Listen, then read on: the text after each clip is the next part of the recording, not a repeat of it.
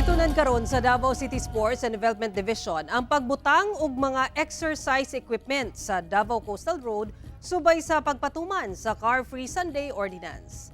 Sumala ni Mikey Aportadera ang chief sa Davao City Sports Division nga ang pagbutang og mga ekipo sa lugar magpakusog pa sa pag-engganyo sa katawhan sa aktibong lifestyle.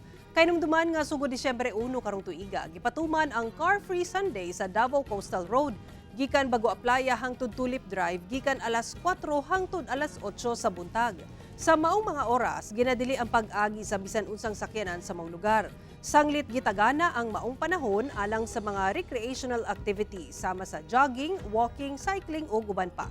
Una na sabgiangkon sa Committee on Transportation and Communication sa 20th Davao City Council nga posibleng malugwayan pa ang pagpatuman sa ordinansa human sa unang ka bulan niining implementasyon o galing adunay positibong komento gikan sa publiko.